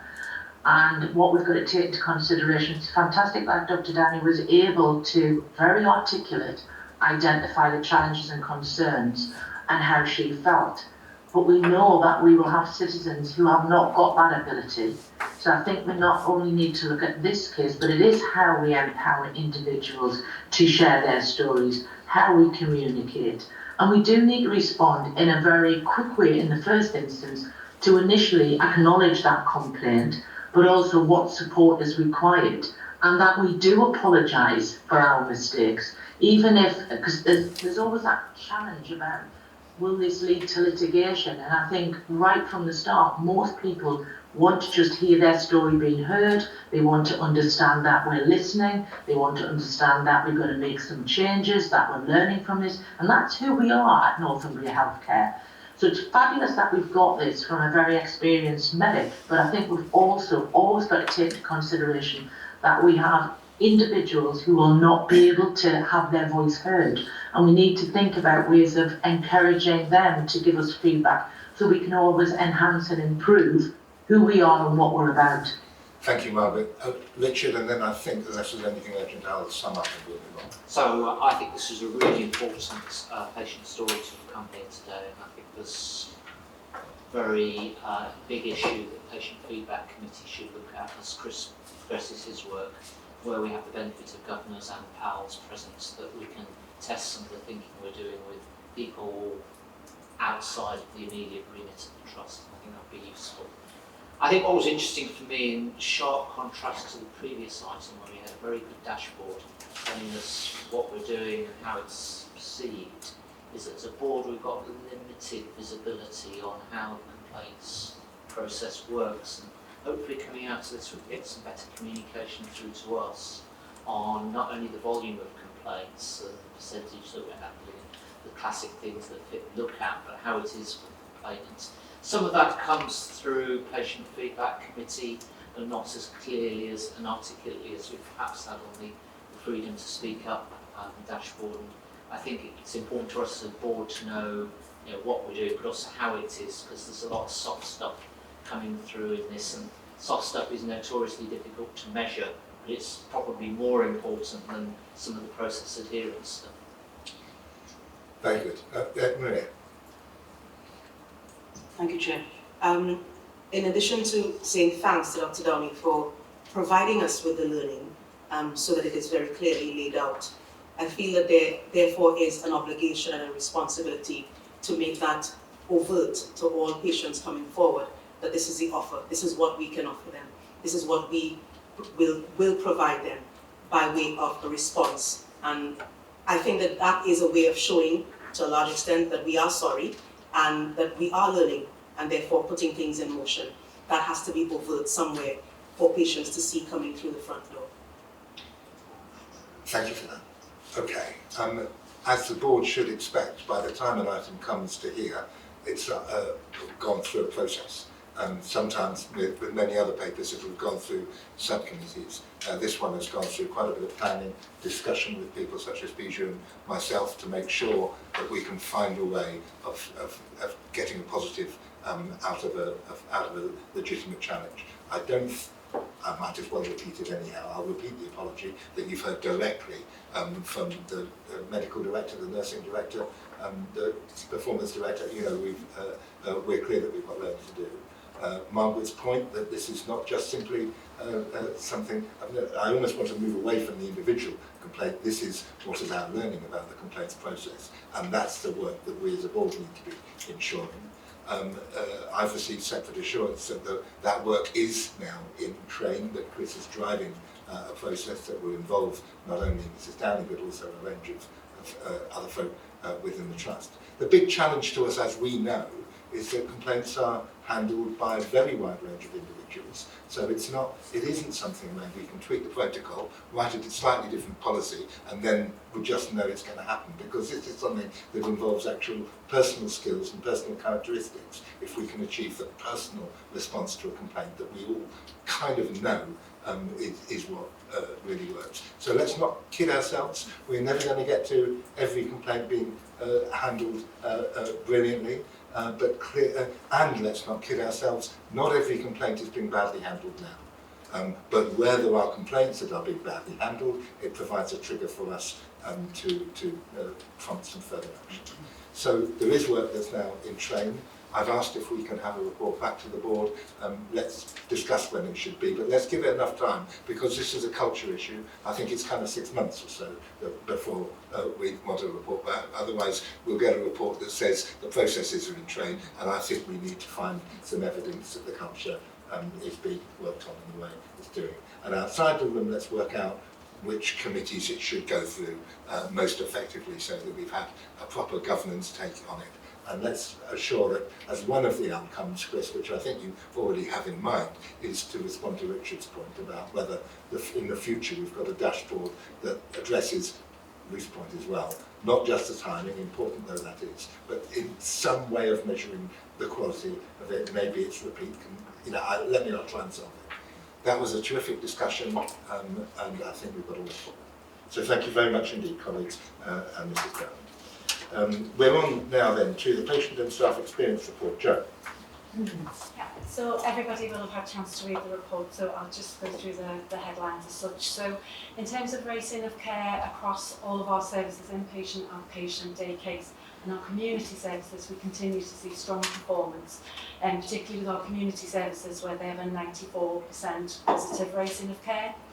I think looking at areas for focus around inpatients particularly is discharge continues to be an area for improvement, but we know that there's a number of projects currently underway and very much focusing on the discharge process, and one in particular is the discharge summary and subsequent letter to patients, and our lay representatives are involved in that way currently.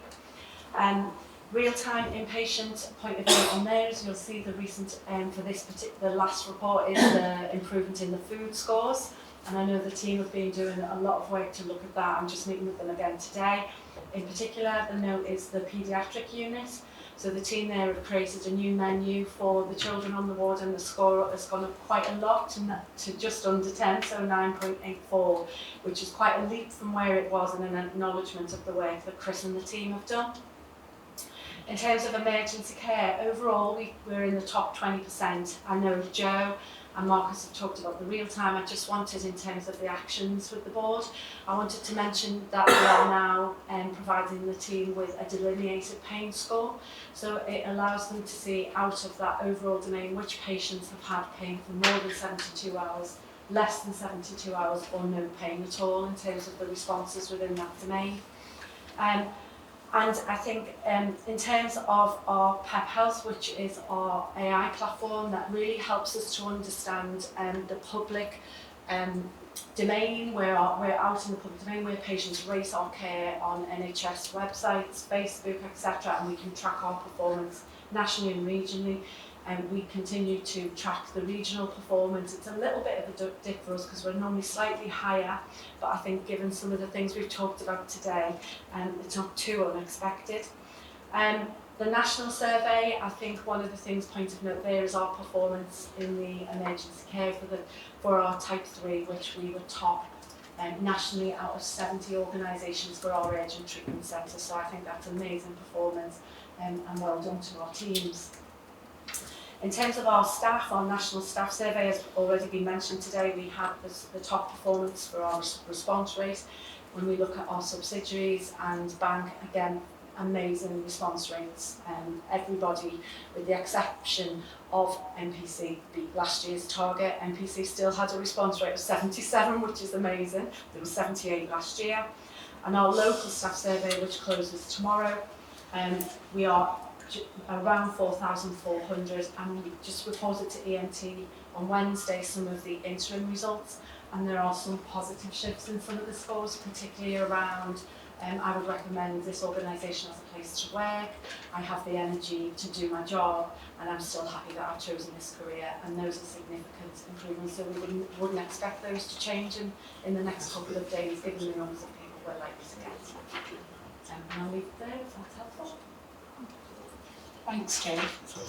I think a positive report all round, and I think particularly given, and we've seen from the January real-time survey of staff responses, that I think given the pressures that Joe and Mark's talked about, I think probably a number of us were thinking that those scores might not be quite as what we've seen so far. I know we've still got a couple more days for it to run, so thank you.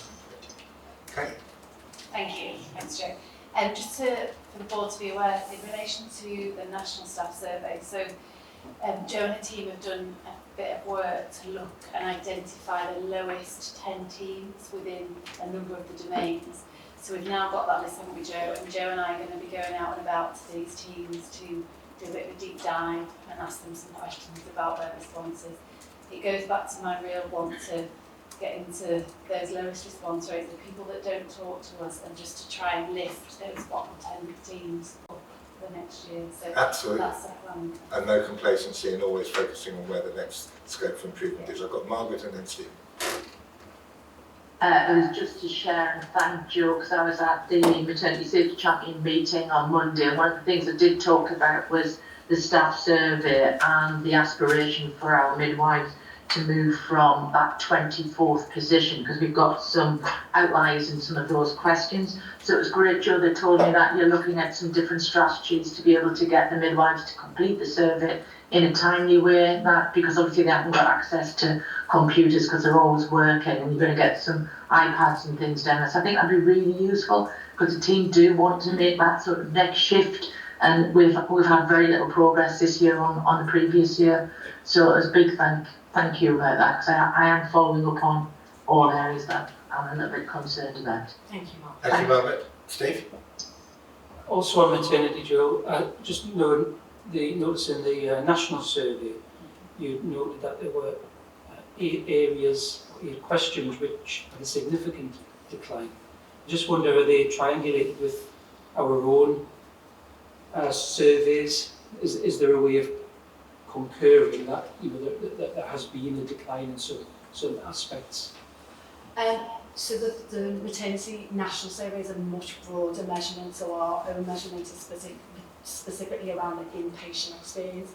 I think potentially where we may be able to triangulate better with some of the results that we see in the national is we're doing a pilot of a measurement where we're looking more broader around maternity measurement within the trust. So we're looking at 16 weeks, and we're looking at post-discharge, and then we're also looking at parents of babies who've gone into SCBU, and we're asking a much broader range of questions, but we're also, which I know you'll be pleased about, Steve, is looking through the health and policy lens as well. So I think that will help in terms of that triangulation going forward. Thank you. Ruth? Sorry. Just to say, Joe, I'm really, really pleased about the change in the scores on the food, because we know we raised it. We knew that the children's ward was a particular place, wasn't it? So that's a really positive response.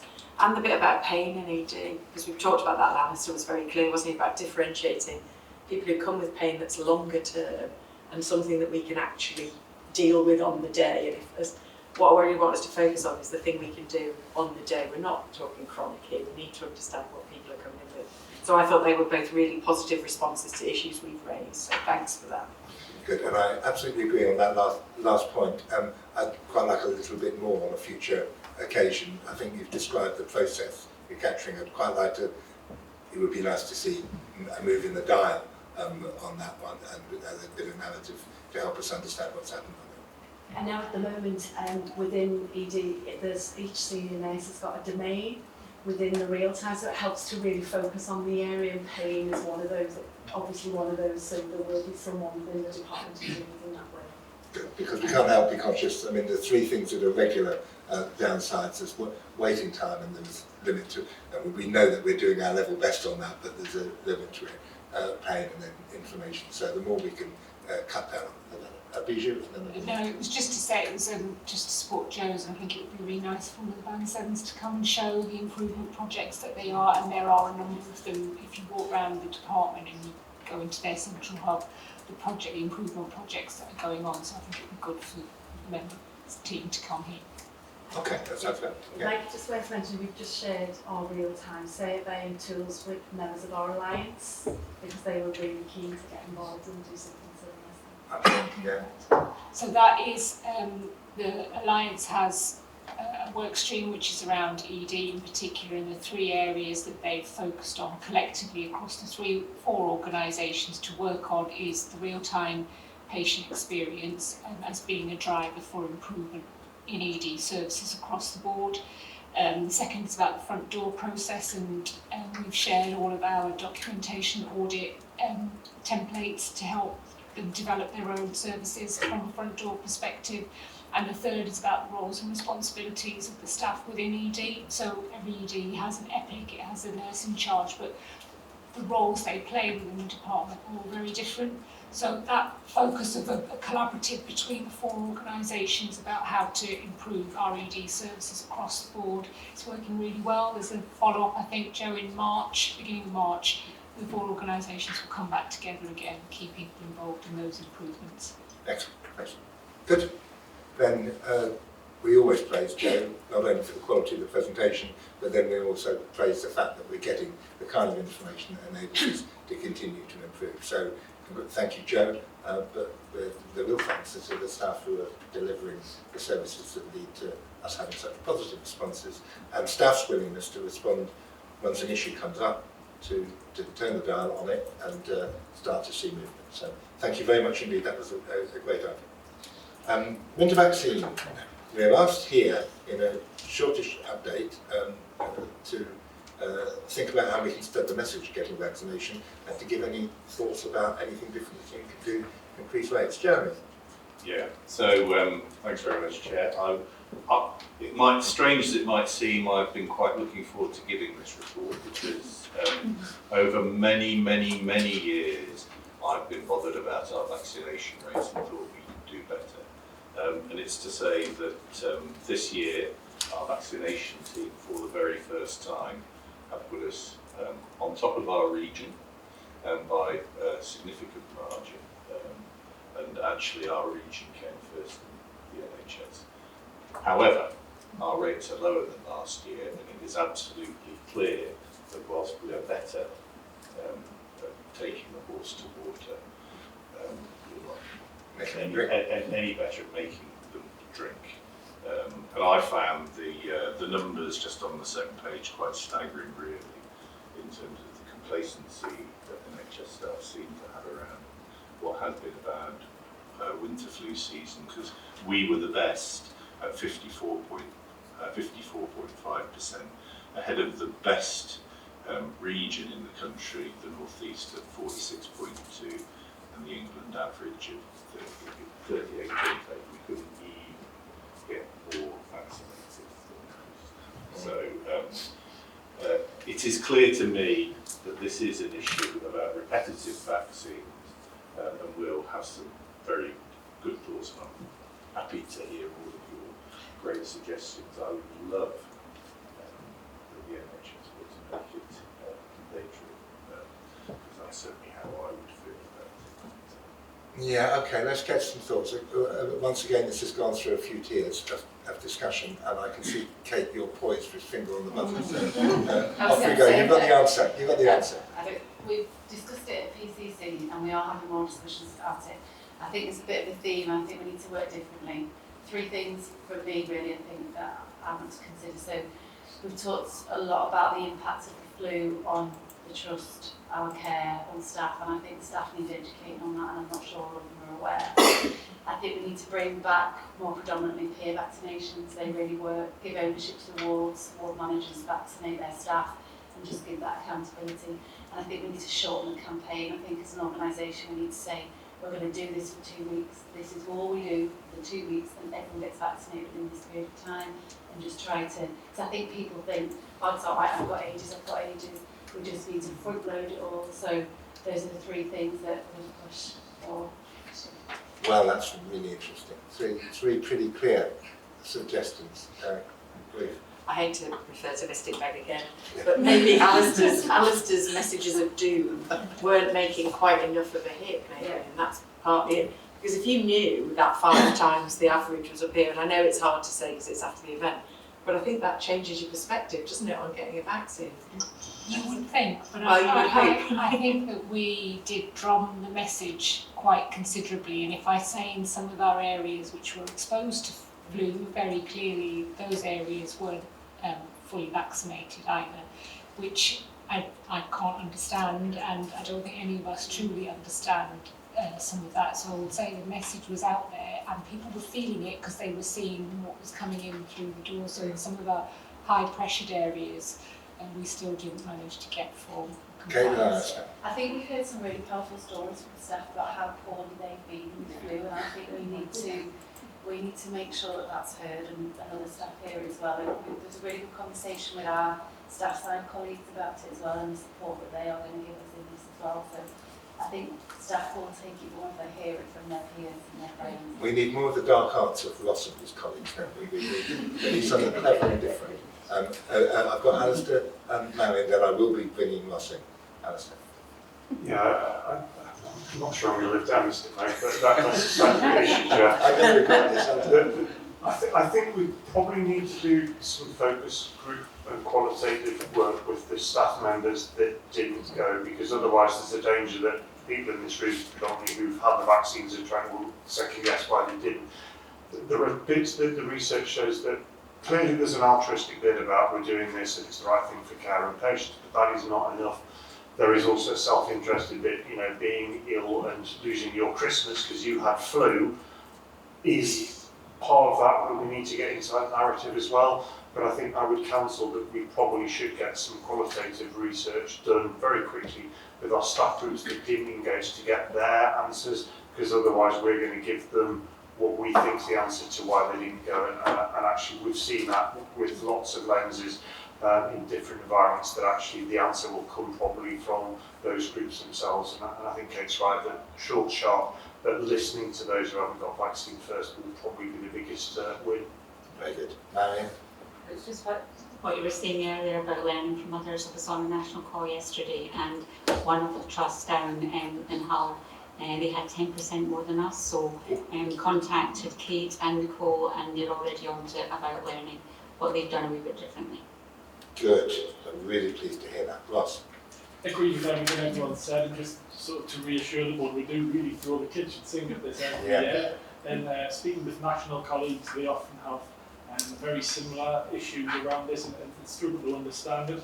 I think I agree with Alistair that we need to really get into the nitty-gritty of why people feel that way. Because a slight word of warning on the sort of the net selling a positive on a negative sometimes doesn't work. So we've seen things like speeding, drink driving. When you try to do something hard hitting but focused on something bad will happen if you don't.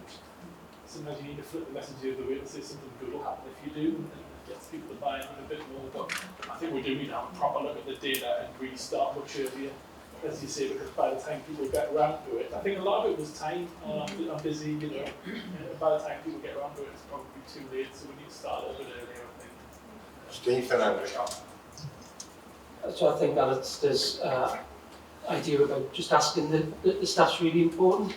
I do wonder when I look at this, because we're tying the reporting of flu vaccination along with COVID, and COVID's obviously lower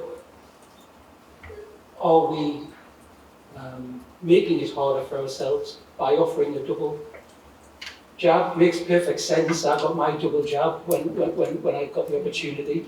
But is COVID complacency, COVID hesitancy dragging down people booking? And if our real problem is flu that we want to avoid next year, do we need to be less likely to offer a double jab in order to stop people saying, no, I really want the flu jab? And I've had to explain myself to a medical professional about why I need to just get the flu jab. Just a thought. Andrew and then Maria. Was it Andrew? Yeah. Oh, sorry, Maria. Thanks, Chair. Just from an experiential point of view, there's something about the messaging in the ether about the efficacy or non-efficacy of the flu vaccine. So I heard quite a few colleagues, even as they were all falling ill, saying that they'd heard that this was the wrong strain this year, they'd chosen the wrong strain. And that you keep hearing that baseline going all through the ranks. So I just wonder if there's something, back to the dark arts thing, about the messaging to counteract anything that's out there that's baseless, but that's preventing people. So by the time they do think, maybe I do need the jab because I'm seeing everyone ill, you've already contracted it. So then you can't get it because you're sick. Yeah. So, yeah. Good stuff, which I'm sure Ross is thinking about. Okay, any more on this one? So it's a big issue. We can take some pride in being the best in the region, but we already know that if it's only Hull that's 10% better, there's at least one trust that's really knocking it out of the park, and we're not knocking it out of the park yet. So glad that there was a real focus, glad that people in culture are properly on it, and that Ross is ready to throw not just one kitchen sink, but maybe two next year on it, because effectiveness of this will impact on almost every aspect of the trust. If we can reduce staff sickness, we reduce the pressure in the wards, we reduce our agency and bank spend, but most crucially, we keep people weller and healthier. So there's every reason, not just the immediate obvious, getting a better figure on this to justify us really doing it. Hearing that we're thinking around the working differently feels absolutely right. Hearing that when we're going to focus on getting the views from staff, that feels really important. But we're going to give some fresh thought to our comms. Hopefully we can share some of that again with colleagues across the Alliance, because we are better endowed with communication staff than any of our other colleagues. So if we're able to do some work that can be shared, I know that is increasingly part of the culture. I'm happy with that. I would finally just say, we focused on the staff levels this time. We haven't talked about the community. I think some of those efforts, I mean, the rates in, for example, care homes have been really quite high, but they're still not 100%. And the figures that I've seen are, when you look at the people that are in NSEC, a fair proportion of them, of the 85 pluses, had not been vaccinated. So there's a really clear, I won't say an easy win, but there's an area where actually if we could be tackling that, we might at least be seeing less security by the time they come in. As usual, great paper, Jeremy, thank you. Really good discussion, and we will doubtless hear more about this as the year goes on. Now, colleagues, we're into the board walkabout, so I'm really grateful to colleagues that spend so much time and thought in visiting the various sites. In the past, sometimes we've encouraged quite expansive discussion on each of these. I'm going to kind of take us back to the reporting by exception, please. So please don't give us the whole narrative, because we have read it, but pull out those things where the risk is that we won't, that we need to bring attention. So let's take it through with that mood. Blythe, Katie. Yeah, thank you, Chair. I'll certainly take it through in that mood.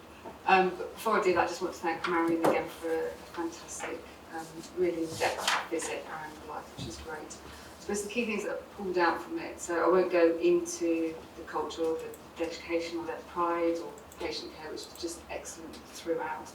I go back to the topic that Phil went on about last time, about car parking. That not only is it not sufficient for the patients and staff there, it's the lighting as well, the CCTV cameras, the darkness for staff, particularly the district nursing teams who aren't there 9 to 5. So I think it's if we can just focus the safety of staff and patients. And also with car parking, it was difficult to get ambulance access to the entrance of the hospital. So again, it's just thinking through that.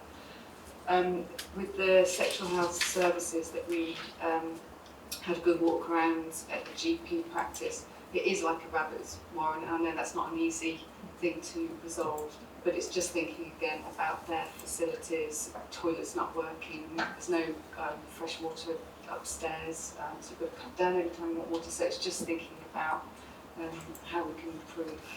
That would be great. I wonder if this is a walkabout that could be helpfully put over to NHFM to have a look at as well, because an awful lot of the comments were staying. But Paul? Yeah, if I could just comment, I don't want to interrupt you to go through it, but just say, because I've already had some contact with Damon about this, so he's on it completely. I think as everybody knows, and this is going to sound like making excuses, which I really don't want to, but there are complex issues around that site and the ongoing development of that site and wanting to get things right with what we do. The car parking, as I think as everybody will know, there was a proposal for a new car park that wasn't feasible to go ahead with, but at the moment what they're looking at is a barrierless and number plate recognition system, and they're just waiting at the moment for costs on that and then a timescale of implementation of the decision of the trustees to pursue that. So that is, they're very alive to that at the moment. Unfortunately, there isn't that quick fix, which is incredibly frustrating for everybody. There are fundamental infrastructure issues in that site that make it inadequate for certain things like drainage, which is again sadly not a quick fix to solve. However, we're trying to get a much more proactive and increased response to when there are problems, so they're fixed much more quickly whilst we're in this interim period of really identifying what the problems are, what needs to be done that is going to be cost effective in terms of fitting in with a longer term solution, rather than just keep doing patches which don't ever solve anything. So I'm sorry, it's not a better answer really, honestly, for everybody, but the team are very alive to it, they are looking at it, and we need to be as good as we can in the interim of addressing these things pending a more permanent long-term solution. Thanks for that, Veronica. Paul? Just to add to that, Damon and I met, so the site is split in ownership, so it's NHS Property Services part of the site and Trust own the other part, Sexual Health, GP, so Branch of Property Services. David and I met the senior team of NHS Property Services some weeks ago, who raised lines, particular issues, and we told them if there are issues on the NHS property side that aren't fixed, we will step in and sort them out outside the bill. On the car parking, we did have a scheme to increase capacity by 35 spaces, but it was going to cost in excess of £1.5 million. And it just wasn't equally cost effective.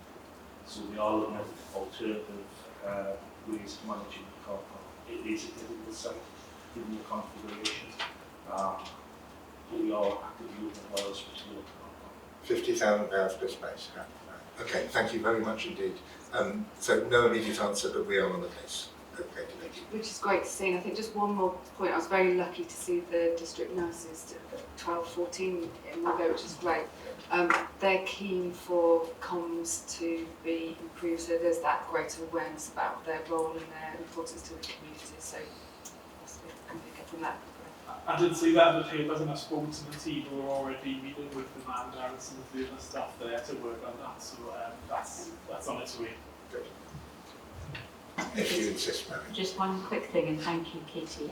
Just to say that Damon and the team were out the next day looking at these things, not the car park obviously, and not about rearranging the estate, but for the toilet provision and also water to be brought upstairs, etc. So there's things that we could act on quickly, we did. Good, that's great. So evidence, I hope, for us that when an issue comes up through Walk Around the Boards, something happens. We don't always solve everything, but something happens. I am going to ask for by exception now, please. So next up is payroll. Payroll and finance, nothing too much to say other than it was really good to see the response to, we've had questions about payroll, about recruitment and retention before, so it was great to see that we've had the apprentices all through and all moving into a full-time role, so that was fantastic. I've got nothing else to say. Thank you. Surgical Day Unit 47, Margaret? Yes, I obviously taken as read. I've got to say, actually watching Marion in her role is just phenomenal. What an authentic leader. Every member of staff, people would stop and say hello. She communicated with everybody. I was absolutely blown away. She knows everybody. It was just wonderful to observe and see. So a huge thank you to Marion. I know we all know that she's an amazing woman, but actually watching her in practice was phenomenal. God, how embarrassing is that? Many words, Marion. Yeah, it was. She's an exemplar of what a... Yeah, all right, enough. Don't say, we're going ahead. Yeah. And I think, so I'm taking it as read. The other thing, I joined the full hospital protocol meeting, and I would suggest to any of the NEDs, if you get an opportunity, it was fantastic. Again, fantastic to watch all colleagues coming together, identifying the challenges, being open and honest, coming up with solutions there in real time. And I would love to just sit in more of them. I was aghast to just see how it happens as it's occurring. And then the speed of the report that I got very, very quickly. So it was a great visit. It was great to see multidisciplinary colleagues from secretaries to consultants to ODPs to nurses to matrons right across the board. Really professional, really clean. It was a great visit, I've got to say. And I kept thinking, I remember North Tyneside 10, 15 years ago, and it was nothing like what I saw at that visit. Just the whole field, fabulous. Great. Absolutely fabulous. Okay, thanks for that. I now need to say, good morning to the board. We're not going to finish by 12, because that's only 4 minutes away, and we still have some items. So I have to beg your forgiveness that we're going to overrun, but please, that's a steer to colleagues. So, Margaret, I know you had 2 reports, but we're going to take that one, the other one as read. Andrew? Yeah, I'll try and be quick. There are a couple of exceptional things to raise though. So we were really keen to go around the labs after we had quite a difficult time over last year getting a new system in there, so I was keen to go and do a walk around there. And we set off on a real high actually, so Dave and I saw they're really working in a new way, lots of positives from labelling at source and that kind of thing. So we were off to a really good start, and we heard some great things about, we even talked about sort of them reducing their single-use plastics and all of that, and so we got into a really good conversation. And then when we went across the way to histopathology, it was a bit disappointing compared to that. So they're sort of feeling like this new system's being shoehorned in and feeling frustrated, I think is the word that I pick up from there. So, for example, when things come in now, they're printing a paper form to go with it, and they've got an Excel tracker, and it just felt like they were not in the place they needed to be after this, after the new system had gone in. So there's definitely some things we need to pick up around there. And you've asked for a paper to come into IMT? Yeah, I've asked for a paper to come to IMT on that. I think things to just pick up on the board from the board's point of view here is there is something about letting business units run their own projects that I think is important learning from this, because there's some things that IT weren't aware of that are problems that need to be resolved right there, I would say. So hugely positive in lots of ways, but I do think we just need to come back to that and IMT. Yeah, so some positive on it, because it was quite a disappointing end of the visit, but I went back to the business unit and addressed some of the issues, and the good news is they're aware of all the issues that are on there, and there is a comprehensive plan to work through that we're going to bring back to IMT in March, and get some assurance on how they're resolving them. But there are some things to work on. Good, okay. And Melissa, we're changing the process a little bit to make it easier for when one NED goes, if another NED wants to accompany, that's fine. And we're looking to encourage other NEDs to have informal meetings. We don't mind adding to this as well, though, do we? Yeah, sorry. Maybe in there. Yeah, so we're just going to keep the formal walkabouts that we do, and then we're going to do the informal ones. We're going to offer out every month to the non-execs if there's anywhere specific that they want to go, and then we'll still do about 4 to 5 to board. And then we'll have the informal ones, we'll keep track of them, but they'll not be specifically reported on formally.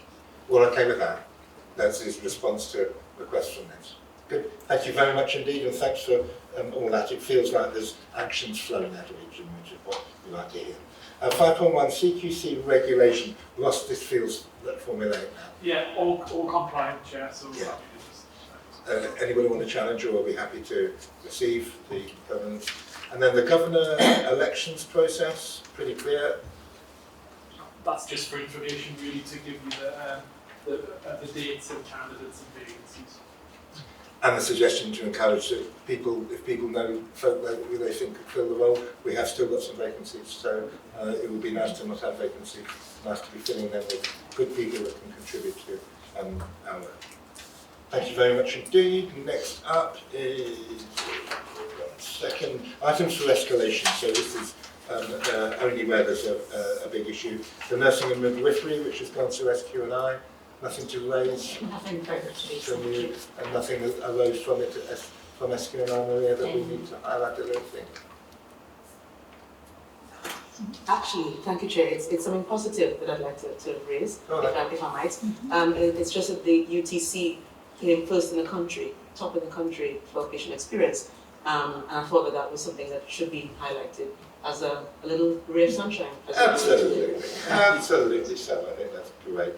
So we can accept the nursing and midwifery assurance report. What about the Alliance, the Allied Health Professional Staffing Assurance? Yeah, again, the full report's there, and the team are working well. I know that Margaret's very keen on this for the performance and the dashboard perspective, and we are getting, I think, more mature at that. Any comments, absolutely welcome, but you can see for yourself. Some issues regarding sickness, which has been prevalent across all of the trust over the last couple of months, but we are working on it with the HR and the managers. Thank you for that. Any issues anybody want to raise? Thank you. Chris, corporate safety. Feels like we've worked through most of this. Yeah, sure. We've already heard about ED performance and referral stream performance earlier on the agenda. I think it's just remiss of me not to mention about cancer and diagnostics. For the third month for cancer in a row, we've hit the faster diagnosis 28 days, the 62 days, and the 31-day standards, and continue strong performance on diagnostics. I guess the other thing just to mention is, as I mentioned before, we're still waiting on operational planning guidance, which we should get out hopefully today. Just make sure that we understand that and make sure we do what we need to do next year.